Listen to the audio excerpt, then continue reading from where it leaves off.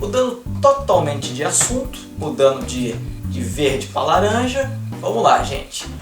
Nosso próximo conceito importante para cair na prova da ANAC e a gente acertar na nossa aula de hack é o seguinte, é o conceito de tripulante. Tá bom, enfim, desconsidera isso. Nosso conceito de tripulante é importante porque cai na ANAC, é a coisa mais fácil do mundo e você não vai errar. O conceito de tripulante é o seguinte, o tripulante é o quê? A pessoa devidamente habilitada que exerce função a bordo de uma aeronave. Tranquilo, né, gente? É a coisa mais simples do mundo, você não vai errar isso na ANAC, porque às vezes cai uma questão boba dessa de hack na ANAC e tem gente que erra. E ou seja, a pessoa que erra uma questão dessa, você desespera o resto da prova, porque é uma questão boba e você não pode errar. Vamos lá, gente, conseguir. Lembrando que a tripulação tanto é piloto, copiloto, engenheiro de voo, se for o caso, como comissários, tá, gente? Essa é o que compõe uma tripulação. Só o que? É um pessoal treinado, devidamente habilitado, que exerce função a bordo de uma aeronave. Pode ser piloto e comissário, beleza? Lembrando que também existe uma questão importante que o hack cuida muito bem, que é o seguinte, que é o de contratação de estrangeiros para operarem em linhas aéreas nacionais. Gente, isso é importante porque assim, muitas empresas aéreas, por exemplo, internacionais, que querem fazer voo, por exemplo, a TAM quer voar para Portugal. Ela pode ter na sua tripulação um comissário português, não precisa ser um brasileiro naturalizado aqui no Brasil. Ele pode ser de outra nacionalidade, pode ser de outro país, mas ele pode voar sim numa linha aérea nacional. Contanto que ele não exceda o número de comissários. Ele tem que ter uma certa proporção em relação ao número total de comissários. Existe uma proporção, dependendo de cada aeronave, que são permitidos comissários estrangeiros numa tripulação brasileira. Existe um número, uma relação que não pode extrapolar, que varia de cada aeronave, porque tem aeronave que possui apenas 4 comissários, tem aeronaves que possuem até 8 comissários. Então, dependendo da relação da aeronave, existe uma porcentagem que não pode ser cedida de comissários estrangeiros em tripulações brasileiras, beleza? Mas então, gente, já que a gente está falando de tripulação, a gente está falando de que pessoal credenciado, pessoal certificado para voar, vamos entrar um pouquinho nesses detalhes aí que a gente tem que saber. Gente, todo tripulante ele precisa ter certificados. Os principais são o quê? Certificado de habilitação técnica e o certificado de capacidade física. Hoje é o CMA, o Certificado Médico Aeronáutico. Então vamos seguir aqui a nossa barca, né? Vamos seguir o nosso avião. Na nossa aula 03, nós vamos falar de um assunto não relacionado mais com civil e militar. E sim, a gente vai tratar uma figura importantíssima de regulamentação da aviação civil. Porque é o seguinte, essas regras, né, esse regulamento, ele é aplicado para alguém, para alguma pessoa, certo? É para alguém, certo? E essa pessoa que é o nosso alvo, que a gente marca, é uma pessoa muito emblemática, é um símbolo a bordo de aeronave, que é o quê? O comandante. Galera, o comandante, isso sim, porque os regulamentos, eles são baseados, obviamente, né, em leis, em regras, e quem deve seguir essas regras são o quê? Os comandantes tanto de linha aérea, quanto de táxi aéreo, quanto aeronaves privadas, todos estão sob o Código Brasileiro de Aeronáutica, o CBA, que a gente já falou dele. Mas vamos focar um pouquinho nessa pessoa tão importante, que é o comandante. Gente, o comandante é importante, antes de a gente começar a falar sobre ele, antes de começar a falar aí das 4 faixas douradas no ombro, é importante saber uma coisa, gente. O comandante, ele é o quê? Ele é a autoridade máxima em segurança numa aeronave. É ele que toma todas as decisões. Obviamente que ele não toma essas decisões sozinho, ele consulta tanto o seu copiloto, seu engenheiro de voo, seus comissários, mas em questão de hierarquia, né? O comandante é a autoridade máxima numa aeronave, no que toca à segurança de voo, beleza? Lembrando que o comandante, ele não chega lá por acaso. O comandante, ele é o quê? Ele é um membro da tripulação designado pelo operador, ou então pelo proprietário, no caso de uma aeronave civil privada, né? É o proprietário que define o comandante, ou então ele é designado pelo explorador dessa aeronave, no caso do serviço aéreo público. beleza? E o comandante, depois que ele é designado, é importante a gente lembrar também que ele será o preposto, ou seja, o representante legal durante a viagem. Então, o comandante, ele é a autoridade e ele também é o representante legal desse proprietário, desse operador, desse explorador, beleza? Aí você vai me perguntar, tá bom, eu sei que o comandante é o cara que senta na esquerda, ou então na direita se for um helicóptero, mas enfim. Aí a gente pergunta, tá bom, o comandante é o cara que manda, certo? Mas qual que é a sua responsabilidade? É mandar nas pessoas? Não, gente. A responsabilidade do comandante é o seguinte, ele é responsável pela operação e segurança de voo. É isso, gente, é isso. Ele é responsável pela operação e segurança de voo. Essa é o que? É a principal responsabilidade do comandante. Essas faixas douradas pesam aqui no ombro, né? Não é para todo mundo não. Mas enfim, continuando. Essa é o que? É a principal atribuição do comandante. Ele também tem outras responsabilidades, outras não menos importantes, mas também são fundamentais a gente conhecer. Quais são elas? Outras responsabilidades: guarda de valores, mercadorias, bagagens despachadas e outros bens a bordo da aeronave. Então o comandante ele é responsável por isso sim durante os voos. Aí você deve perguntar para mim, cara, então quer dizer que o comandante ele é responsável por todas as malas no meu voo? Quer dizer, se eu vou pegar aqui um voo para Curitiba e minha mala for parar lá em Foz do Iguaçu, a culpa é do comandante? Não, galera, não confunde, porque é uma coisa interessante. Essa atribuição do comandante, ela é válida até certo ponto. Por quê?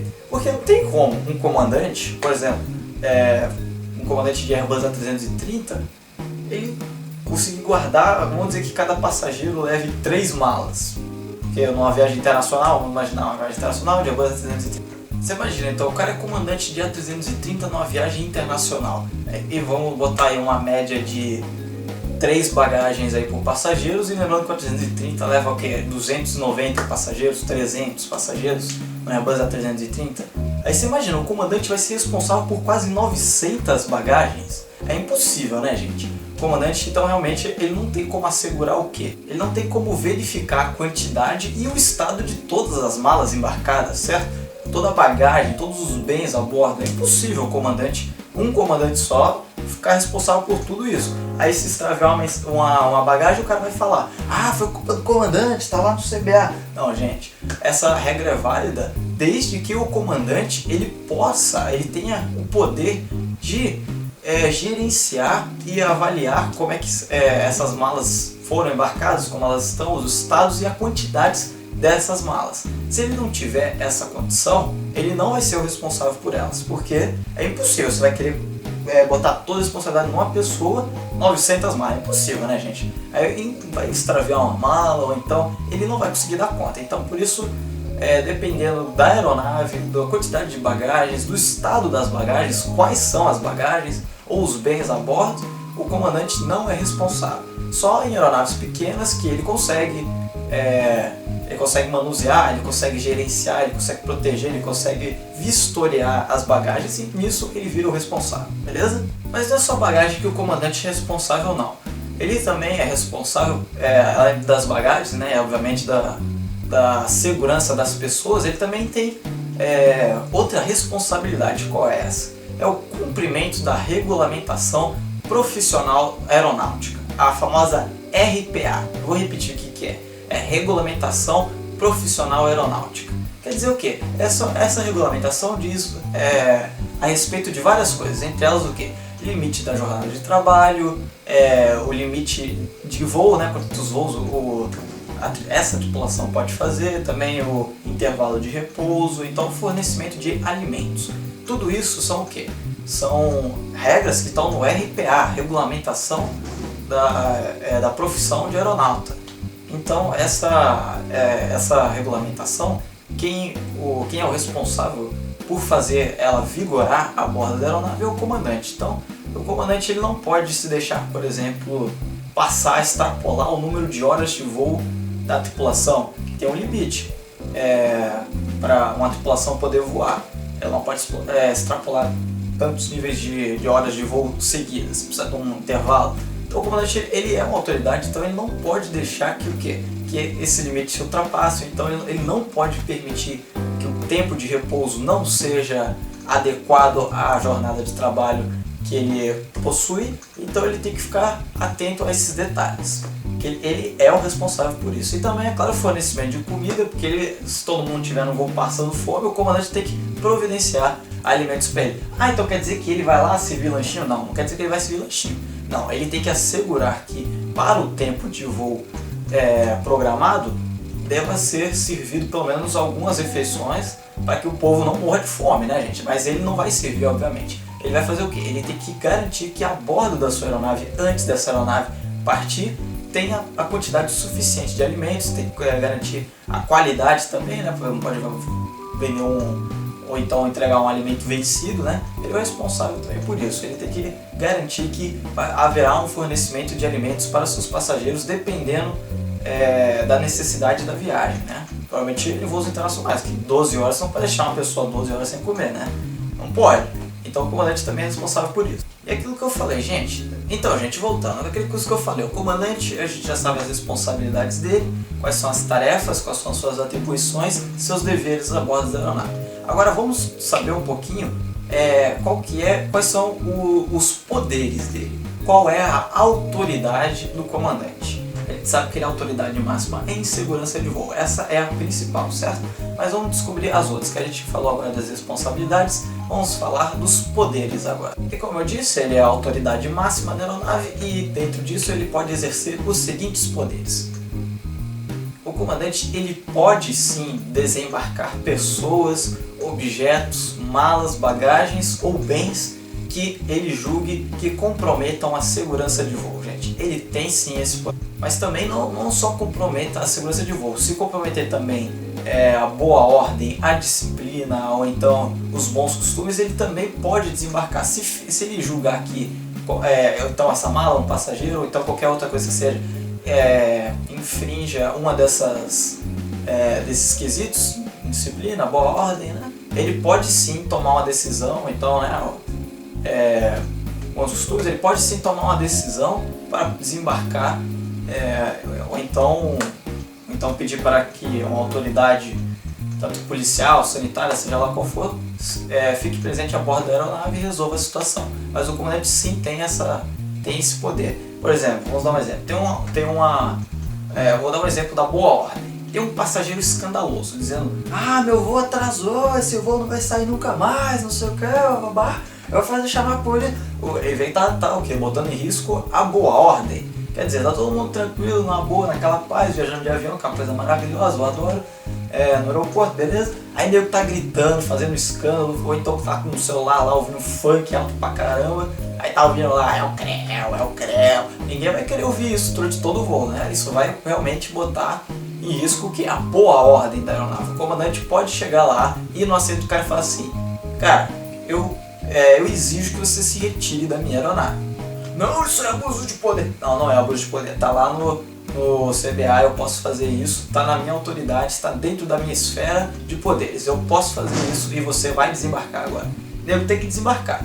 Não vou desembarcar não. Chama a Polícia Federal e tira ele do avião. Acabou, resolveu o problema.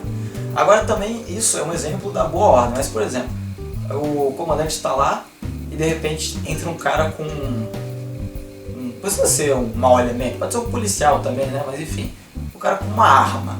O comandante pode avaliar a situação dele e ele pode dizer que não, esse armamento infringe a segurança de voo. Eu não sei, né? De repente essa arma aí pode disparar ou então não sei o que.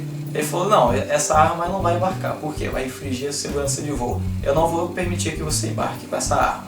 Ou então o cara pode falar: eu não permito que você embarque, ou então eu não permito que esse armamento embarque. Ou então esse armamento vai viajar com a gente na cabine, enfim. Aí o comandante ele tem autoridade para isso. Ele pode impor esses limites, ele pode desembarcar uma pessoa, ou então um objeto, uma bagagem, ou então uma mala, um bem. Ele pode sim, ele tem esse poder de poder fazer coisas, desembarcar objetos e pessoas. Ele tem esse poder. Lembrando que esse poder dele é apenas caso esse problema que ele considera ponha em risco a segurança de pessoas, de bagagens ou a própria aeronave em risco. Somente se te enquadrar nesses exemplos que ele pode ter essa autoridade. Se esse caso não infringir ou colocar em risco a segurança de voo, então de pessoas e bagagens, ele não pode fazer isso, que seria abuso de autoridade.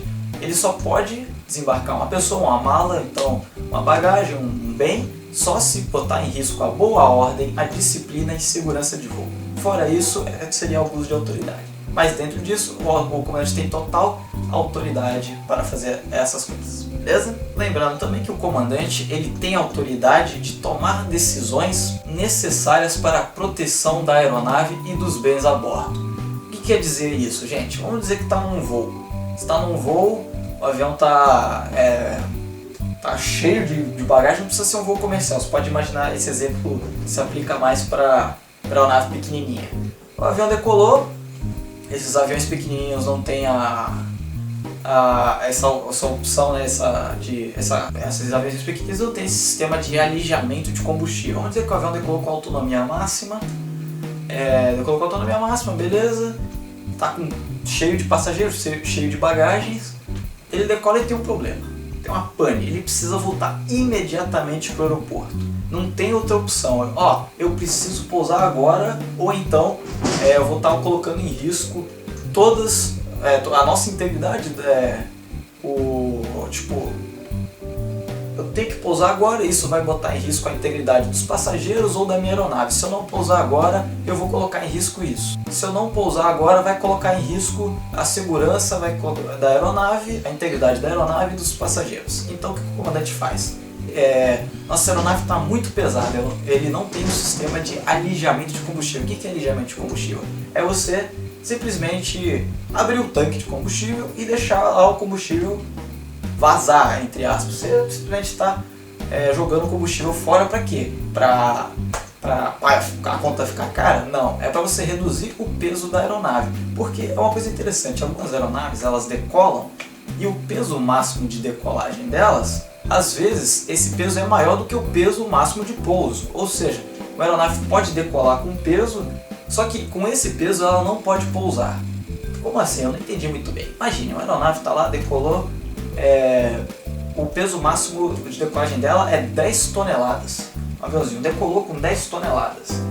Só que ele teve uma emergência, um problema, o peso máximo de pouso dele é 9 toneladas. Ou seja, ele pode decolar com 10, mas ele não pode pousar com 10, ele tem que pousar com 9. O que o avião faz nesse momento? Ele tem que descartar algum peso. Inicialmente é o que? É o combustível, né? Você tem que manter, pelo menos, vai ser um transtorno enorme para os passageiros, né? Você jogar a bagagem do cara fora é muito ruim, né? Provavelmente depois vai rolar em processo na empresa, a empresa vai ter que pagar, não sei o que, vai ser muito caro. Aí no primeiro caso, a primeira instância, se não infringir a segurança de voo, eles alijam o combustível. Vai dar prejuízo para a empresa de qualquer jeito, mas pelo menos você não tem o transtorno de pedir indenização e processo aquilo, queimar a imagem da empresa, né? Porque o cara jogou meu notebook que eu comprei lá na China fora. O cara vai ficar muito pé da vida, né?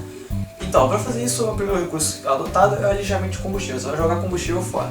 Mas vamos dizer que nosso exemplo aqui, nosso aviãozinho pequenininho, ele não tem esse sistema de alijamento de combustível. Ou seja, ele não consegue fazer o combustível sair do tanque de forma rápida, que o avião perca peso rapidamente para poder pousar. Então, olha lá, nosso aviãozinho decolou e teve uma pane. Ele falou assim, não posso pousar, não posso não ficar nem mais um minuto voando, senão o avião vai cair.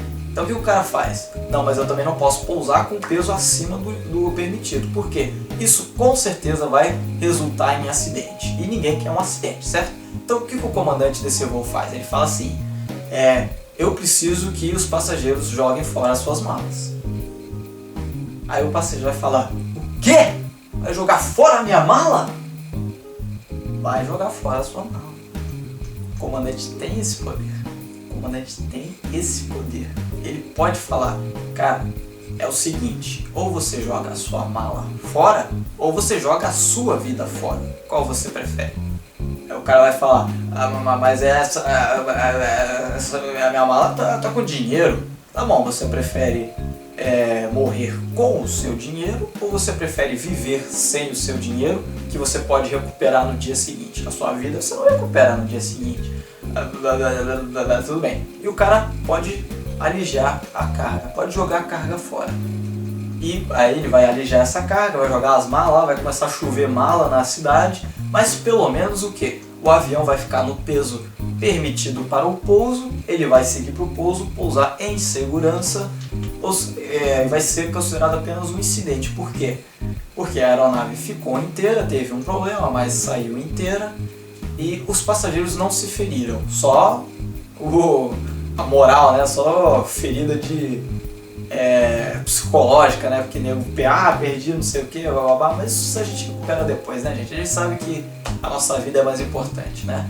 Mas enfim, isso é uma atribuição, é um poder do comandante. Ele pode fazer isso, ele não vai estar infringindo nenhuma regra, ele não vai estar sendo autoritário. Se ele vê que a segurança de voo depende disso, ele pode sim pedir para alijar a carga. Beleza, pessoal? Ficou bem entendido? Vamos seguir. O comandante também ele tem o poder de quê? De adiar a partida da aeronave. O que quer dizer isso? A aeronave tá lá esperando o passageiro. Ó, meu voo é 2 horas da tarde. 2 horas em ponto eu tenho que estar lá na porta para pegar o avião. Aí o comandante chega durante o walk-around. O que é o walk-around?